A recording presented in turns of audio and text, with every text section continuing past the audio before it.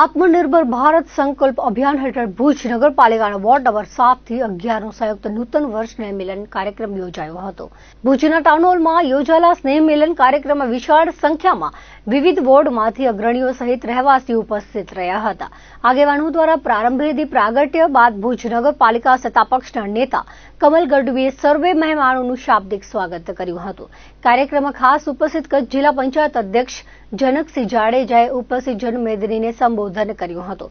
તેમણે જણાવ્યું હતું કે ભારતના વડાપ્રધાન નરેન્દ્ર મોદીએ આગામી વર્ષ 2047માં ભારતને પૂર્ણ વિકસિત રાષ્ટ્ર બનાવવાનું એક પ્રણ લીધું છે. સાથે 140 કરોડ ભારતીયોના મનમાં આ સ્વપ્ન પ્રગટાવ્યું છે. ભારતની કમાણી ભારતમાં સમાણીએ સિદ્ધાંતને આત્મસાત કરીને હવે આગામી દિવસોમાં આપણે સૌએ સ્વદેશી અપનાવો અને આત્મનિર્ભર સ્વાવલંબી ભારતની દિશામાં સાથે મળીને સહિયારા પ્રયાસ કરવા જોઈએ, જેના માધ્યમથી ભારતને વિકસિત રાષ્ટ્ર બનાવવાના સ્વપ્નિલ પથ પર આગળ કૂચ કરીએ એ સાંપ્રત સમયની તાતે જરૂરિયાત છે. આ પ્રસંગે અબડાસા ધારાસભ્ય પ્રદ્યુમનસિંહ જાડેજાએ જણાવ્યું હતું કે ભારતના આર્થિક વિકાસ, પ્રગતિ અને ઉન્નતિની દોર માત્ર ને માત્ર ભારતવાસીઓના હાથમાં જ રહેવી જોઈએ. કોઈ વિદેશી પરિબળો કે બાહ્ય શક્તિઓ વિકસિત ભારતની યાત્રાને નિયંત્રિત કે હસ્તક્ષેપ કરવાના પ્રયત્નો કરે એ સાંખી નહીં લેવાય. આજે વિશ્વનું સૌથી મોટું યુવાધન ભારતમાં વિદ્યમાન છે, જે આવનારા દિવસોમાં ભારતની ખૂબ મોટી તાકાત બનીને ઉભરી આવવાનું છે.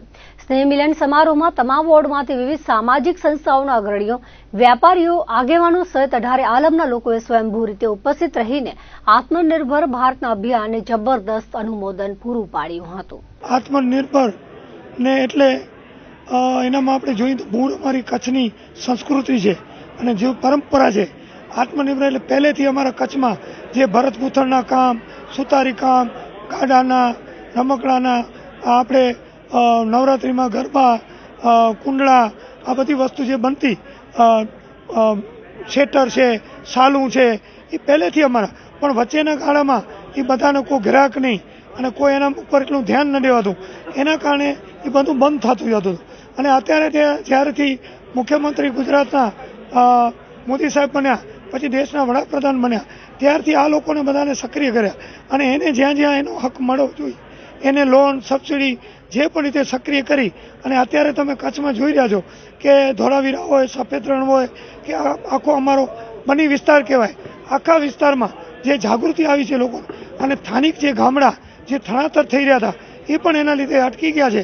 અને સારો એવો ઘર બેઠે લોકોને આત્મનિર્ભર ગુજરાત સરકાર આપણા મુખ્યમંત્રી શ્રી ભૂપેન્દ્રભાઈ પટેલ દ્વારા અને વડાપ્રધાન સ્વામી આજે દૂધની ડેરી હોય તો એ જે લોકો હોય એ ખેતી કરી શકે, પશુપાલક કરી શકે અને દિવસના આ ભરત ગૂંથણ કે છાશ દૂધમાં એનામાં જે પણ કમાણી આવે, દૂધ વેચે, પછી એના ઘી જે ઓર્ગેનિક પ્રાકૃતિક ખેતી કરી અને સારી રીતે આ બધા ધંધો કરી રહ્યા છે. જેના લીધે આ બોર્ડર વિસ્તાર છે, દેશના છેવાડાનો જિલ્લો છે, તો તેના લીધે આ પબ્લિક બધી ટકી રહી છે.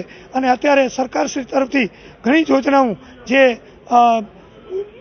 ગ્રાન્ટો ફાળવવામાં આવે છે એના લીધે ગામડાનું કામ ડેવલપનું પણ થઈ રહ્યું છે આજે. તો આજે આ પ્રોગ્રામમાં મુખ્ય વક્તા તરીકે મેં જે પણ મને ધ્યાન હતું અને ખાસ કચ્છમાં જે વસ્તુ છે એ બધો લોહારની હોય, અનેક તલવારું, આ તાળા, આ બધી અનેક વસ્તુ અહીંયા કચ્છમાં કોઈ વસ્તુ બનતી નહીં, વસ્તુ નથી. એવા અમારા કને કારીગરો, એવા જૂના જમાના બધા આત્મનિર્ભર, કોઈ પૂજારી હોય, ગમે એ મંદિર હોય, જુઓ એક નદીનો અમારો મતિયાદેવ હોય, સોમરી દાંડી હોય, આશાપુરા, નાણસર, કોટેશ્વર હોય, સફેદ રણ હોય, લોકોને તમામ વિસ્તારના આ કચ્છમાં 1000 ગામ છે, તેમાં 460 ગામ મારા 3 તાલુકામાં આવે, નલિયા, લખપત, નખત્રાણામાં. તો તમામમાં આ સરકારનો પૂરેપૂરો લાભ લઈ રહ્યા છે અને અમે પણ પૂરેપૂરી મહેનત કરી રહ્યા છીએ. ટાઉન હોલ મધ્યે વોર્ડ નંબર 7, 8, 9, 10 અને 11 ટોટલ 5 વોર્ડનું આપણે દિવાળી બાદ સ્નેહ મિલનનો કાર્યક્રમ રાખેલ હતો. તેની અંદર અલગ અલગ સોસાયટીમાંથી અલગ અલગ ગરબી મંડળ, અલગ અલગ ગણેશ મંડળ, તમામ જે 5 વોર્ડની અંદરથી તમામ આગેવાનો છે, પ્રમુખો છે, મહામંત્રીઓ છે, તમામ વિસ્તારના પ્રતિનિધિઓ છે, તમામ આજે આવેલા હતા અને ટાઉન હોલમાંથી આજે કાર્યક્રમ કરેલ હતો. મોટી સંખ્યામાં લોકો આવેલા, ખુરશી પર જી 1000 થી 1500 માણસની સંખ્યા અત્યારે અંદર બેઠેલી હતી. ત્યારબાદ અલગથી આપણી ખુરશી રાખેલી હતી અને બહાર પણ પબ્લિક ઘણી ઉભેલ હતી. એટલે આ આપણે દેખાઈ આવ્યો છે ભુજ નગરપાલિકા અને ભુજના વોર્ડોનો વિકાસ આપણે જે કર્યો છે એ સાર્થક થયો છે અને અહીંયા પબ્લિક આવી છે. અને ભારતીય જનતા પાર્ટી એટલે શિસ્તબદ્ધ પાર્ટી, સૌનો સાથ સૌનો વિકાસ. ખાસ કરીને આ નવું આયોજન જે પાર્ટી તરફથી અમને કહેવામાં આવ્યું, તો અલગ અલગ બોર્ડોના અલગ અલગ આગેવાનોને અમે મળ્યા, અલગ અલગ પ્રશ્નો એમના જાણ્યા, અલગ અલગ અમે જે આયોજન કરેલું છે તે તેમને માર્ગદર્શન આપ્યું. અમે જે રોડ રસ્તા કર્યા, પાણી ગટરની સમસ્યા ન થાય તેના માટેનું આયોજન કર્યું, એ બદલ અમને અભિનંદન પાઠવ્યા. અને ખાસ કરીને અલગ અલગ વોર્ડમાંથી જે પ્રશ્નો છે તે અમને સાંભળવા મળ્યા કે ભાઈ વોર્ડ નંબર 8માં શું તકલીફ છે, 9માં શું તકલીફ છે, 11માં શું તકલીફ છે. તો સૌનો સાથ સૌનો વિકાસ એક સાર્થક સ્વરૂપે આજે જે દિવાળી બાદ અમે સૌ સાથે મળીને આયોજન કરેલું હતું, તો આ પણ અમને જાણવા મળ્યું. અને આપના માધ્યમથી કહેવા માગું છું કે ભુજ શહેર માટે આપણે નવું અટલ ભવન આપ્યું છે, જે મહાનગરપાલિકા પણ દરજ્જો મળે તો પણ એ ભવન કામ આવે એવું છે. અને ખાસ કરીને ભુજનો પ્રાણ પ્રશ્ન જે વોકવે હતો તે પણ આપણે પૂરું કરી ગયા છે. આવનારા દિવસોની અંદર દાદા દાદી પાર્ક છે, ખેંગારબાગ છે, પછી મંગલમ પાસે સુભાષચંદ્ર બોઝવાળું જે ગાર્ડન છે તેને પણ આપણે ડેવલપ કરવા જઈ રહ્યા છીએ. સુભાષચંદ્ર બોઝજીનું જે ગાર્ડન છે તેનું જીવન ચરિત્ર કે ભાઈ આજ દિન સુધી કે ભાઈ એમનું કેવી રીતના જીવન ચરિત્ર, એમનો જન્મ ક્યારે, મરણ ક્યારે, એમને શું શું સ્લોગનો આપ્યા, એમને દેશ માટે શું કર્યું, તેવું તમામ જીવન ચરિત્ર ત્યાં આપણે આપશું. અને ખાસ કરીને કૃષ્ણાજી પુલ જે વર્ષોથી લગભગ 2.5-3 વર્ષથી આજે બંધ છે, પણ તેનું પણ આપણે ઓનલાઈન ટેન્ડરિંગ કરી નાખ્યું છે. આવનારા દિવસોની અંદર તે ટેન્ડરની સમયમર્યાદા પૂરું થશે ત્યારબાદ આપણે ખોલી અને કૃષ્ણાજી પુલ પણ જલ્દીથી ચાલુ કરીશું. અમે કૃષ્ણાજી પુલની તમામ જે કાયદેસરની જે કાર્યવાહી છે, જે સૈદ્ધાંતિક મંજૂરી મેળવવાની છે, તે પ્રાદેશિક કમિશનરથી, RCMથી, મુખ્યમંત્રીના ટેબલ સુધી પણ એ ફાઇલ કરેલ હતી. ભારતીય જનતા પાર્ટી અને પક્ષે, સરકારે ખાસ કરીને નાની નાની ચીજ વસ્તુનું ધ્યાન રાખીને આ કૃષ્ણાજી પુલમાં મોરબી જેવી કોઈ હોનારત ન થાય તેનું ધ્યાન રાખી અને નવેસરથી આ પુલિયો બને તેવું આયોજન કર્યું છે. શું કહેશો અમારા માધ્યમથી ભુજની જનતાને? હું હૃદયપૂર્વક આભાર વ્યક્ત કરું છું કે વોર્ડ નંબર 7થી કરીને 11 એટલે 5 વોર્ડના તમામ આગેવાનો અહીં પધાર્યા, એ બદલ હું સર્વનો આભાર વ્યક્ત કરું. સંત શિરોમણી જલારામ બાપાની 226મી જન્મ જયંતિની અનોખી ઉજવણીના ભાગરૂપે ભુજ લોહાણા યુવક મંડળ દ્વારા 226 રોપાના વાવેતરનો કાર્યક્રમ યોજાયો હતો, જેમાં લોહાણા મહાજનના કારોબારી સભ્યો તેમજ યુવા મંડળના સભ્યો ઉપસ્થિત રહ્યા હતા. ભુજ લોહાણા મહાજનના પ્રમુખ ડોક્ટર મુકેશ ચંદે જણાવ્યું હતું કે ભુજ લોહાણા યુવક મંડળ દ્વારા 226 વૃક્ષોના વાવેતરનો સંકલ્પ કરવામાં આવ્યો છે, જેના પ્રતિક રૂપે શહેરના વોકવે ખાતે 51 વૃક્ષોનું વાવેતર કરવામાં આવ્યું હતું. યુવક મંડળના પ્રમુખ નીલ સચ્ચદે જણાવ્યું હતું કે જલારામ બાપાની 226મી જન્મ જયંતિની ઉજવણી નિમિત્તે 226 વૃક્ષો વાવવાનો નિર્ધાર કરવામાં આવ્યો છે. રઘુવંશી પરિવાર માટે જલારામ જયંતિ બીજી દિવાળી સમાન રહેતી હોવાથી સમગ્ર લોહાણા સમાજમાં અનોખો ઉત્સાહ જોવા મળી રહ્યો છે. વોકવે ખાતે યોજાયેલા વૃક્ષારોપણના કાર્યક્રમમાં ઉપપ્રમુખ, મંત્રી, ખજાનચી, મહિલા મંડળ પ્રમુખ સહિતનાઓ બહોળી સંખ્યામાં ઉપસ્થિત રહ્યા હતા. જલારામ બાપાની 226મી જન્મ જયંતિ, એ જન્મ જયંતિના ઉજવણી રૂપે આજે યુવક મંડળ દ્વારા 226મી જન્મ જયંતિ એટલે 226 વૃક્ષોનું વૃક્ષારોપણનો આજે કાર્યક્રમ અહીંયા વોકવે મધ્ય રાખેલું.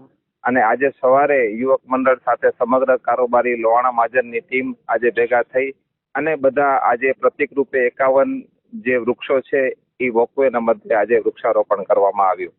સંત શિરોમણી શ્રી જલારામ બાપાની 226મી જન્મ જયંતિ નિમિત્તે આજે 226 વૃક્ષનો સંકલ્પ ભુજ લોહાણા યુવક મંડળે લીધો હતો.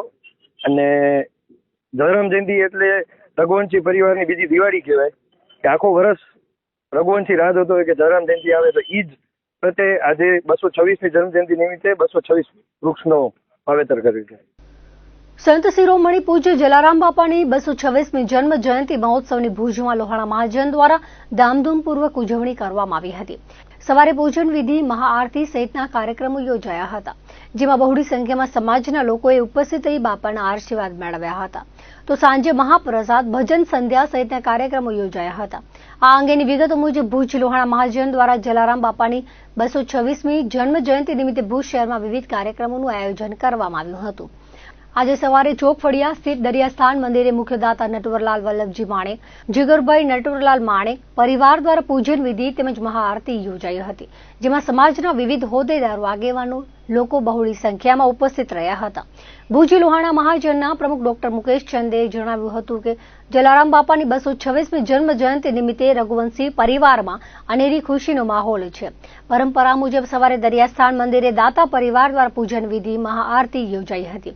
સાંજે લોહાણા મહાજનવાડી રસિકતીરા પાર્ટી પ્લોટ ખાતે સમૂહ પ્રસાદ તેમજ તે બાદ જીત સચદેવ ફ્યુઝન ફેક્ટરી દ્વારા ભજન સંધ્યા યોજાઈ હતી. જલારામ બાપાની જન્મ જયંતિની પૂર્વ સંધ્યાએ શહેરના ટાઉન હોલ ખાતે બાપાના જીવન ચરિત્રનું નાટ્ય રૂપાંતર કરાયું હતું. સમાજના 25 કલાકારોએ સુંદર કૃતિ રજૂ કરી હતી. સમાજના મહિલા અગ્રણી પ્રફુલાબેને જણાવ્યું હતું કે લોહાણા સમાજ દ્વારા દરિયાલાલ જયંતિ તેમજ જલારામ જયંતિની દર વર્ષે ખૂબ જ ધામધૂમથી ઉજવણી કરવામાં આવે છે. જલારામ બાપાની 226મી જન્મ જયંતિ નિમિત્તે રઘુવંશી પરિવારમાં ખૂબ જ ઉત્સાહનો માહોલ છે. સવારથી જ જુદી જુદી ઉજવણી ચાલી રહી છે. દરિયાસ્થાન મંદિરે દાતા પરિવાર દ્વારા પૂજન વિધિ મહાઆરતી યોજાઈ હતી. ભુજ તેમજ પંચકોશી વિસ્તારના જ્ઞાતિજનો, સારસ્વત મહાસ્થાનના બ્રાહ્મણો, દેપાડા જ્ઞાતિના ભાઈ બહેનો સમૂહ પ્રસાદનો લાભ લીધો હતો. આજે સવારે પૂજન વિધિ મહાઆરતી વેળાએ ભુજ લોહાણા મહાજનના કારોબારી સભ્યો, આમંત્રિત સભ્યો ઉપરાંત સમાજના લોકો બહોળી સંખ્યામાં ઉપસ્થિત રહ્યા હતા. સર્વેને જલારામ જયંતિની શુભકામનાઓ, શુભેચ્છાઓ. આજે રઘુવંશી સમાજ સંત શિરોમણી શ્રી જલારામ બાપાની 226મી જન્મજયંતિ હર્ષ, ઉલ્લાસ અને ઉમંગથી ઉજવવા જઈ રહ્યું છે. આજે દરિયાસ્થાન મધ્યે સવારે 8:30 વાગે યજમાન પરિવાર નટવરભાઈ અને જીગરભાઈના પરિવાર તરફથી પૂજા થઈ અને હવે મહાઆરતી થશે. સાંજે 7 વાગે સમૂહ પ્રસાદ કતીરા પાર્ટી પ્લોટ બધે સર્વે રઘુવંશી પરિવાર પંચકોશી એટલે માધાપર, શુકપર, મિર્જાપર ના દરેક રઘુવંશી સમાજ અને સારસ્વત બ્રહ્મ સમાજ, દેપાડા સમાજ સાથે ભોજન પ્રસાદ લેશે અને ત્યારબાદ રાત્રે 8:30 વાગે સંતવાણી ભજન સંધ્યાનો કાર્યક્રમ સચદેવ ગ્રુપ, ફ્યુઝન ગ્રુપ દ્વારા થશે. તો આજે બાપાની 226મી જન્મ જયંતિ રઘુવંશી સમાજ હર્ષ, ઉલ્લાસ અને ઉમંગથી ઉજવવા જઈ રહ્યું છે. વર્ષે અમારા જે મેઇન પ્રોગ્રામ ખાસ ઉત્સાહપૂર્વક ઉજવવામાં આવે છે એમાં એક દરિયાલાલ જયંતિ અને એક જલારામ જયંતિ. જલારામ બાપાની એક ભક્ત થઈને પણ ભગવાન જેવું કાર્ય કરી ગયા છે અને આજ દિન સુધી અવિરત સેવા કાર્ય ચાલુ છે. એ નિમિત્તે આ વખતે 226મી જન્મ જયંતિ અમે ખૂબ જ ભાવપૂર્વક, ઉત્સાહપૂર્વક ઉજવી રહ્યા છીએ, જે આપ સૌ જોઈ રહ્યા છો. ગઈકાલે રાત્રે પણ અમે એક સરસ જલારામ બાપાના જીવન ચરિત્રના ગાથા ઉપર એક નાટ્ય પ્રયોગ બાળ કલાકારો જોયો. અત્યારે અમારી આરતી અને મહાપૂજા છે, દાતાશ્રીઓના પરિવારના સન્માન છે. સાંજે અમારો મહાપ્રસાદ મહાઆરતી છે. ધવાડી ફળિયાमध्ये પણ અમે મહાપ્રસાદ મહાઆરતીનું રાખ્યું છે આયોજન. ગઈકાલે અમે 226 વૃક્ષારોપણ કર્યું યુવા મંડળ દ્વારા. અમે ભુજ લોહાણા મહાજન અને અમારી સંલગ્ન બધી જ સંસ્થાઓ બહુ જ ઉત્સાહપૂર્વક અલગ અલગ પ્રોગ્રામ ભાવભેર કરી રહ્યા છીએ. આપ સૌ પધારજો, લાભ લેજો. જય જલારામ. સંત શિરોમણી પૂજ્ય જલારામ બાપાની 226મી જન્મ જયંતિ પ્રસંગે મુન્દ્રાની જન સેવા સંસ્થા દ્વારા વિવિધ સેવાકીય પ્રવૃત્તિઓ સાથે ઉજવણી કરવામાં આવી હતી. બુધવારે સવારે શહેરના બંદર રોડ પર આવેલ પૂજ્ય જલારામ બાપાના મંદિર દર્શન કરી સેવાકીય પ્રવૃત્તિઓનો પ્રારંભ કરાયો હતો. જલારામ જયંતિના શહેરની આજુબાજુ આવેલ વિવિધ વસાહતોમાં ગરીબ બાળકોને વિવિધ દાતાઓના સહયોગથી સાદી ખીચડી, મસાલાવાળી ખીચડી અને પ્રસાદ રૂપે બુંદી ગાંઠિયા પીરસવામાં આવ્યા હતા. તેમજ વિવિધ વિસ્તારોમાં ભોજન સાથે મીઠાઈ પીરસવામાં આવી હતી. શહેરના જરૂરતમંદ પરિવારોની જીવન વપરાશની રાશન કીટોનું વિતરણ કરાયું હતું. તેમજ જલારામ ખીચડી ઘરમાં આબોલા જીવો માટે જીવદયા ક્ષેત્રે સેવાકીય પ્રવૃત્તિ હાથ ધરાઈ હતી. જલારામ જયંતિ પ્રસંગે જનસેવાના રાજ્ય સંઘવીએ જણાવ્યું હતું કે જનસેવા દ્વારા કાર્યરત જલારામ ખીચડી ઘરના 501 ગુરુવાર પૂર્ણ થયા છે. આજે વિવિધ સેવાકીય પ્રવૃત્તિઓ માટે ભાગ્યશાળી દાતાઓમાં અમિત ઠક્કર, વસંત ગડા, જીતુ ઠક્કર, યુવરાજ જાડેજા, સોમા રબારી, શૈલેષ ગુર્જર, બંસીબેન ઠાકર, મુન્દ્રા પોલીસના યશપાલસિંહ ગોહિલ, કિશન ભરવાડ તેમજ નામી અનામી દાતાઓએ સહયોગ આપ્યો હતો. મુન્દ્રાની જનસેવાના અસલમ માંજોટી, કપિલ ચોપડા, ભગીરથસિંહ ઝાલા, ભીમજી જોગી સહિતનાઓએ સહયોગ આપ્યો હતો. દર્શક મિત્રો, હતા અત્યાર સુધીના કચ્છ ઉદય ટીવી સમાચાર. ફરી મળીશું નવા સમાચારો સાથે, નવી અપડેટ સાથે. ત્યાં સુધી મને રજા આપશો. નમસ્કાર.